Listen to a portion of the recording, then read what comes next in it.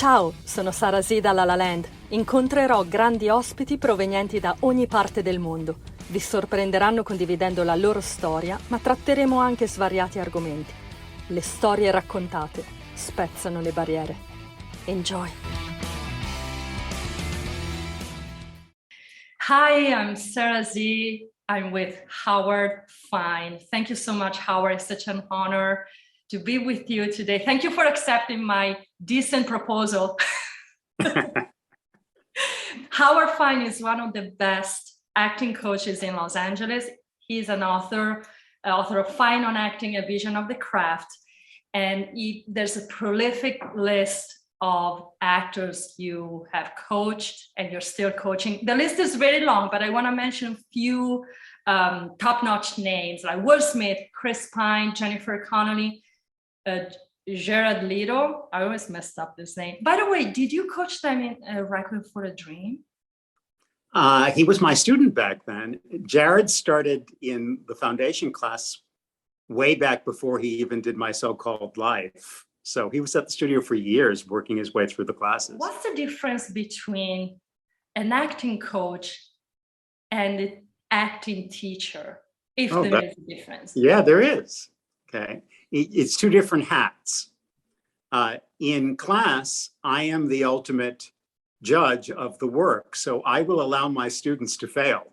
Sometimes they grumble, but I'll give them notes and make sure they figure it out on their own. That's correct teaching. You help enough, but not too much, so that the actor doesn't become dependent. When I switch hats and somebody comes to me to coach an audition or a role that they're actually playing, we can't mess up. It's in public. So I help more when I'm coaching someone than when I'm teaching someone.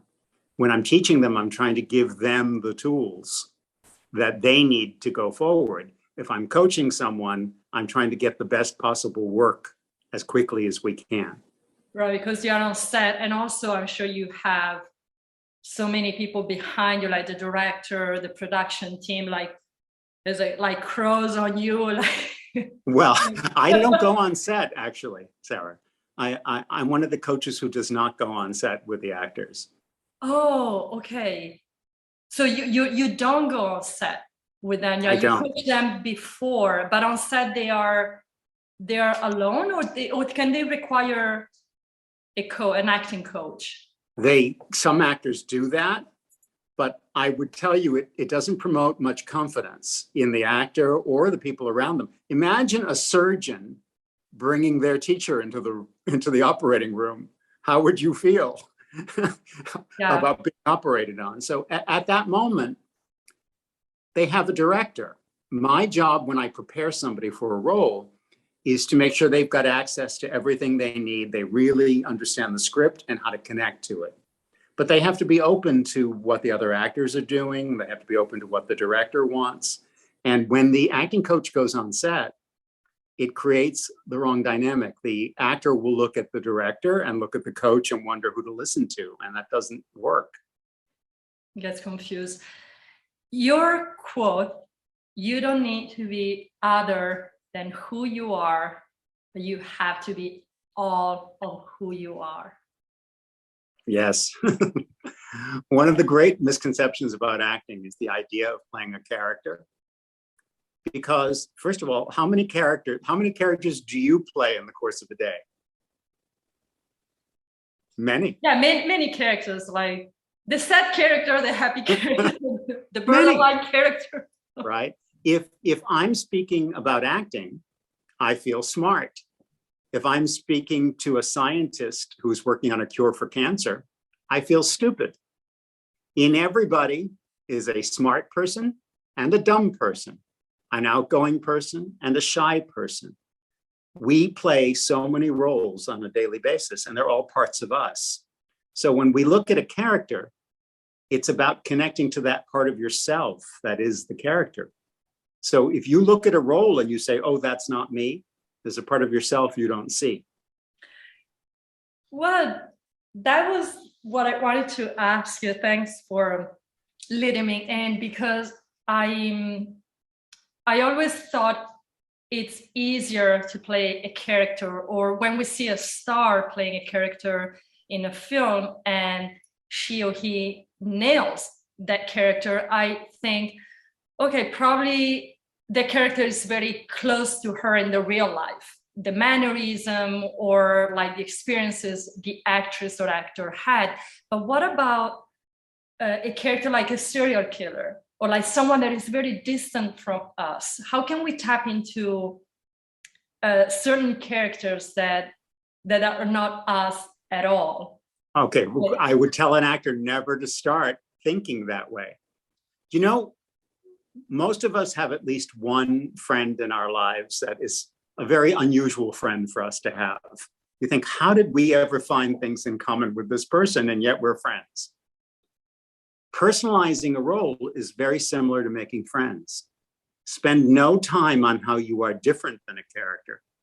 Spend all the time on finding what you have in common. So, serial killer, hopefully I don't have any students. Yeah, because I was like, okay, my friend is a serial killer. I sure You hope said that. You said no. I hope I don't have any in class. But Richard Boleslavsky, who was the teacher in the Moscow Art Theater under Stanislavski, Richard Boleslavsky once said, okay, you've never murdered anybody. Have you ever camped? Have you ever sat at the lake at sundown and a mosquito is bothering you? Have you ever stalked the mosquito with only the wish to end it? He said, you don't need anything more than that for murder. The rest is the work of magnification, imagination, and belief. So no, you don't need the literal experience that someone else has to have in order to understand the basic human need that's there. So that's one of the mistakes that actors make when they personalize. They think, oh, okay, kidnapped. Gee, I've never been kidnapped. No, I hope not. But have you ever been trapped? Have you ever felt stuck? Have you ever been afraid? How can you connect to it? By using both your real experience, but also your imagination. We need both. I say to my students, I hope to God you haven't experienced every single thing that. Yeah, and you know, like sometimes they say, oh, in order to be a great actor, you had to had a life very like rotten, like yeah, you needed to have a lot of problems as a person in order to play all the characters. I mean, I heard that so many times. Yeah, you're right. And here's the news, Sarah. We all have experiences. You don't have to have been hung upside down in the closet by your parents in order to know what it is to struggle through childhood, to want to be popular, to get made fun of, to feel humiliation, to feel longing, to feel loss. There's an old saying, no one gets out of here unscathed. So the human condition, hopefully you haven't experienced to the magnitude that the writer is writing about, but we've experienced everything on some level. Yeah. And that's enough. So we don't know. We don't need to have led the worst possible life, but we need to be available and have an open heart and be in touch with our emotions and here's the thing, we are moving so far away from communicating. We are texting and text abbreviations. And so we're not expressing ourselves emotionally. How was dinner? All right. How was the movie? Good. Did you have a good time on the date? Yeah. And then you're going to pick up Shakespeare and say, but soft, what light through yonder window breaks? I don't think so. So how can you, right, how exactly what you're saying, like, I say myself too, you know, sometimes like we just gave short answers and because that's the society we're living in. But how can we break that pattern, like in order to be a better actor and a better communicator? Because that's what you have to be in the real life. Correct. Oh, you're so right. You're so right. We have to start expressing ourselves and describing our feelings. If you want to get emotionally available, you have to learn the language of emotion. And You go to a restaurant and you see families and they're all in their phones. See. They're not talking. And in Europe, one of the most beautiful things in Italy, in Spain, in Greece, is that an evening can be around a meal and conversation. We tend to make an evening a stop and get something to eat on the way to the movie, and so we're losing the ability to have conversation, and actors have to be storytellers. And if you can't do that, you can't describe your life, your experiences. If that's shut down, you're not going to pick up a script and be able to express yourself. What do you recommend to the actors in order to be more open to the real life? First of all, less time on the phone, less time on the internet. We should put this thing, like, toss it away, like throw it away, or put it in a box and periodically. Listen, internet has changed my life as a teacher. What we're able to do right now, the two of us online, and the fact that I can be teaching people from all over the world who can be in class at the same time. So I'm very pro the advances in technology, but we have to find balance to that. You have to know when you're talking to a person to put the phone down. Yeah. So yeah, I found myself to sometimes be at dinner and having a friend like texting. I did it too, like inadvertently, but we all we're trapped in this phone, a monster. But yeah, well, it's addictive. It's addictive. It is. And talking about free your emotion, free your mind, let yourself go out of your comfort zone.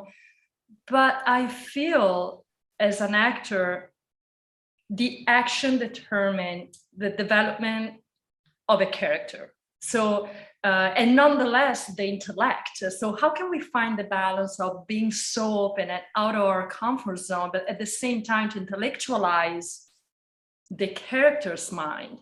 Well, you can't try to be out of your comfort zone. What you have, most of that relates to something a little different.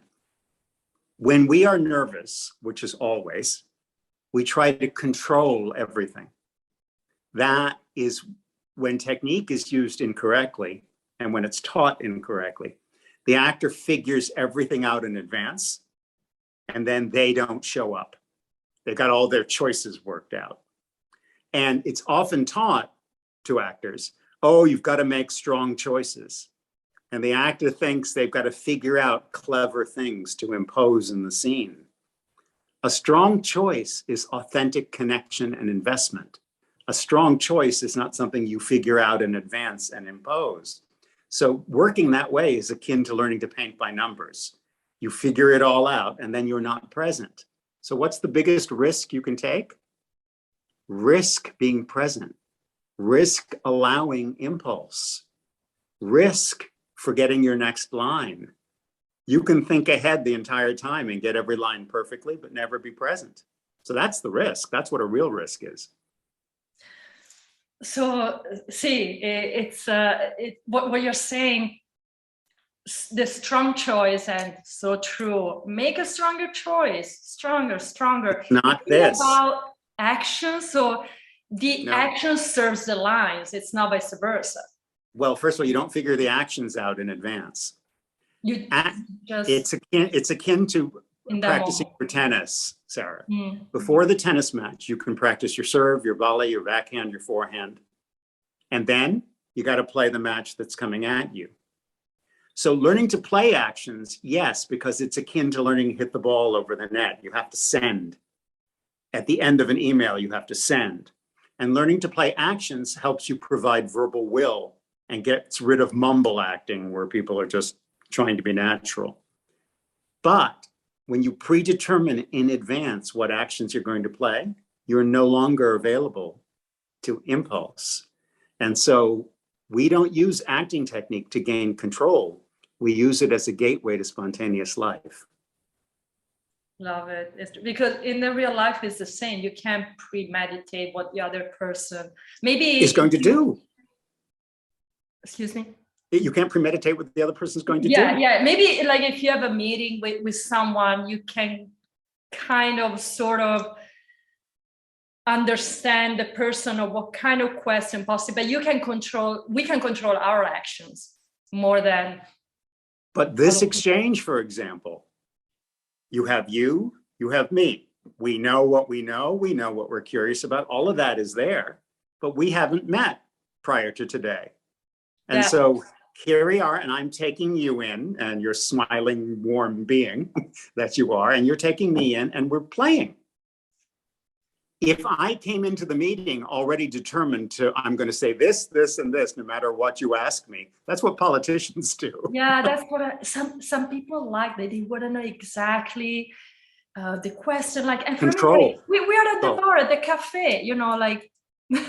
It's all control because we're afraid of actually being in the moment. But the best work happens when you're available to impulse. If you decide everything in advance, you can't have impulse.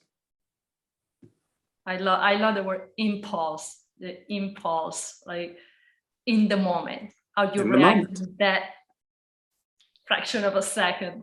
How your session goes, like into your acting class?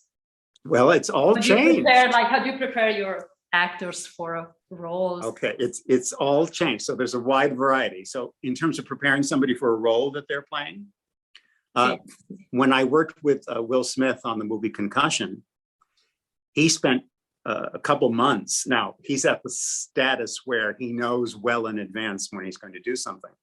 So in Concussion, he played Dr. Bennett Omalu, who's a living person. He spent time with Dr. Omalu. He taped him. I watched those tapes so I could understand Dr. Omalu. What does Dr. Omalu do for a living? He performs autopsies. He's the person who discovered the concussions that football players get, CTE. So Will, as part of his homework, observed Dr. Omalu perform an autopsy from beginning to end twice.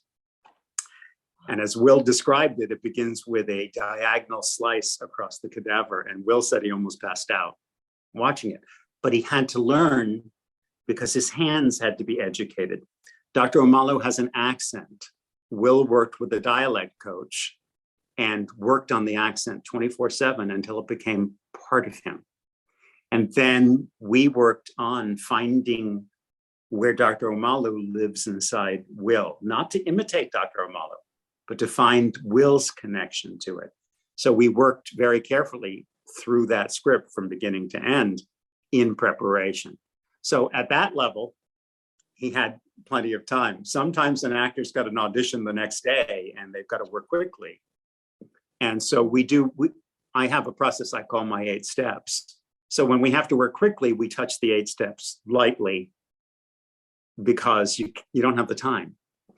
But when you've got time to prepare, there's a ton of work we can do. Yeah, and it's somebody I love. I'm an actress, but I'm not working as an actress, but that's what I loved, reading scripts and find like such a compelling character. And what Will Smith did, like doing your research and not copying, as you said. Correct. But like you find those characters' quality in you, correct? Yes. Like, and you work around your based on also your life experiences and research what Will Smith did, like looking at thoughts. So that's so fascinating, very fascinating. Like as a human being, like the work that an actor does, it's it's very, very enriching. It enriches until we don't see the acting, until it's part of you. And when you do that, find every role inside yourself, you become a more empathetic human being. Because the most common acting mistake is judging characters. And it takes no talent to judge a character. Anybody can do it. Almost everybody does. Genius level acting comes when you justify the actions of the character and see the world from that point of view and see yourself as right and good. When I helped Michael Chiklis create his character for The Shield, he had to see the world from that character's eyes without judgment. We get brilliant level acting. Bryan Cranston in Breaking Bad. Oh, we almost dropped me. I know my computer was, it's a couple of few books and it was like, sorry. That's the joy of being live. Bryan Cranston in Breaking Bad, never playing a bad guy. And so because of that, we root for him, even though what he does, all these terrible things, he kills people. He's selling drugs, he's doing all of that, and still you root for him. So you get genius level acting by not judging the character, by seeing everybody you play as right and good and justified. It's why I never have anybody identify the antagonist and the protagonist, because everybody's the protagonist. Everybody's the hero of their own stories. Yeah, and is there a actress, and I know which actress you love, but a film or an actor, you saw them and you say, wow, that, and you don't see the acting. You just see. Oh, yeah. Yeah, Bryan Cranston would be one. Meryl Streep would be another. Anthony Hopkins is another. The movie, The Two Popes, with Anthony Hopkins and Jonathan Pryce, almost the entire movie is a conversation between the two of them. They are so present, so alive, so in the who am I. And it's mesmerizing, and no car chases, no explosions, long scene work. And only real actors can do that. What's the X factor that someone needs to have and then you can recognize? Sure. Well, what we call presence is the degree to aliveness, the degree of aliveness in the being. They're present, interested, curious, alive. Any part of somebody that is shut down will repel. Apathy repels. So if somebody comes in and they got a chip on their shoulder and they're not a happy person and they're shut down emotionally, that is a deadness, and that pushes people away. When we meet somebody who is alive and tingly, present, curious, interested in the other person, curious about life, an avid reader. When I first met Austin Butler, he had worked on Nickelodeon, and that was about it. And he came and he took the technique class, and I saw an interested person. An interested person is an interesting person. If you become interested, you become interesting. If someone tries to be interesting, no. But if you're genuinely interested, he was already an avid reader as a young man. He worked his butt off and was in class every chance he could get. He worked his way from technique to master class. And then he told his agents he wants to do a play. They weren't so sure about it because agents don't make a fortune on a play, but he wanted to. And up came an audition for Iceman Cometh, Eugene O'Neill's Iceman Cometh, opposite Denzel Washington. Now, they did the short version of Iceman, which is 4 hours long. That's the shorter version. 4 hours. Yeah. So how many lines, like how many people? Oh, it's endless. And according to Eugene O'Neill's estate, you have to be word perfect. You cannot paraphrase. So anyway, he auditioned. We worked on it. He booked it. So coming from LA to Broadway, that's hard to do because they're skeptical. Anyway, first day of rehearsal, Austin had the entire play memorized, ready to go. He was prepared. So did Denzel. And talk about not pre-shaping. He said, Howard, one night Denzel picked up a chair. The next night in that same spot, he didn't. One night he cried. The next night he didn't. He was alive in it. And because Austin knew how to work, anyway, Austin got great reviews. Then he came to the attention of Quentin Tarantino. And that led to Once Upon a Time in Hollywood. And then he came to the attention of Baz Luhrmann, who was directing Elvis. And what was the audition material for Elvis? It was Tennessee Williams' Orpheus Descending. Oh, so you need to know, like, non-actors cannot handle it. Yeah. By then, Austin's had 8 years of training with me.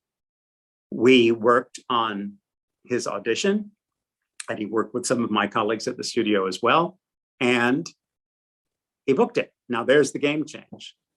Elvis Presley opposite Tom Hanks. But what did it come from? Having craft and doing theater, because only real actors can do it. Yeah, because in theater, you really, like, there's no cut, like you have to carry a scene for so long, the power of your voice, the line memorized, like it's a lot on set. For a film, like you learn your line, then cut, and then you can still look at your script, and then You're right. back on set. It seems easier, but of course there are other. It has its own challenges. But the better films, the films we tend to see at Oscar time, the actors have theater backgrounds, and the scenes are longer. They're not little action scenes, little, few lines and ton of explosions. You have to know how to handle a scene. Have you coached any foreigners actors, like any I have. Italian? No, any foreigners in general, and if you find it difficult for them to break into the business, or in LA, I found it difficult. In LA, yes. Well, see. Okay, it can be, although that seems to be changing. Netflix is certainly very international with a lot that's going on. And look, I helped Gal Gadot with her audition for Wonder Woman when she booked Wonder Woman. I watched the film. So it can happen. It depends on the role. We're just beginning to get more and more of an international flavor, but I definitely enjoy working with people from all around the world. Sometimes they'll have the script translated to English. I'll coach them, and then the script will be translated. They'll do it back in their original language. And guess what? It's all the same. But do you think it's more difficult, like, for foreigners to get parts? Because it seems like having an American accent, in order to get certain roles, is quite the thing. Like, you really need to, be clear, but have the American accent if you want to have bigger roles. If you want to be able to play certain roles. I have a studio in Australia, and the Australians can do the American accent really well. We cannot do the Australian accent, but they can do us really well. And they're able to play any roles. However, for most Europeans or foreigners, I would say, number one, you've got to be able to speak English fluently. It's not just the accent, it's your level of fluency. So I have met certain people who think it's just about the accent, but they're not fluent in English. They're not going to get hired because the Americans can't understand them. So you've got to be fluent in the language, not just work on the accent. But for most, I would say, don't try to be the American boy or girl next door.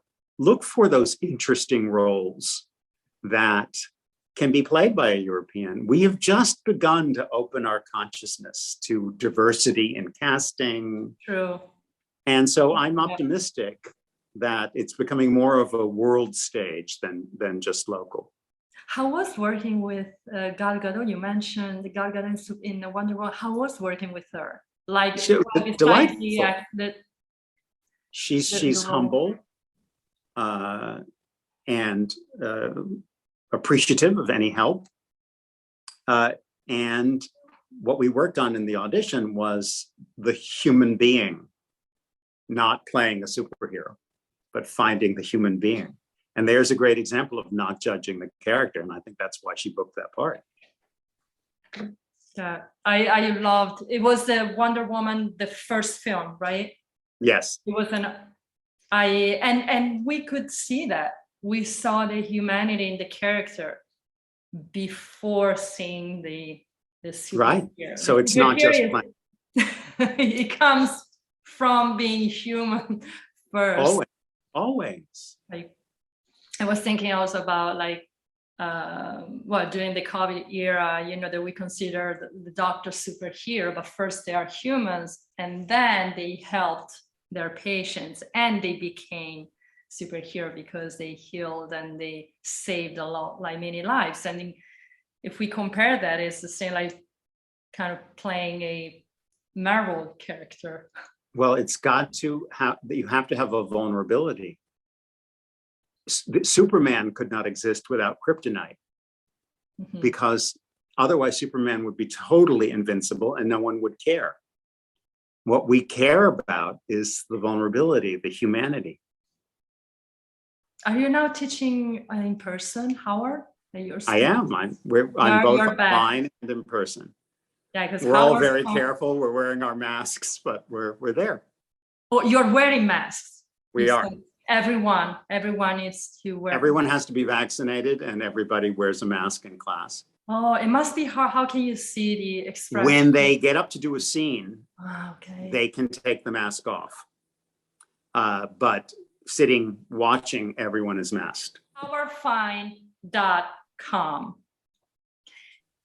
Howard, thank you so much for this very open, beautiful, and improvised conversation. And those are I think that the best one when it comes from our hearts.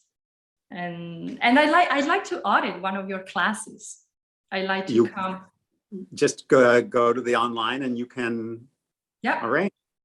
I'm Wonderful. Gonna arrange it. Thank you so much, Howard. My pleasure. Sara Z, Howard Fine. Thank you. My pleasure. Ciao. Bye. Ciao. Bye. Bye. Bye.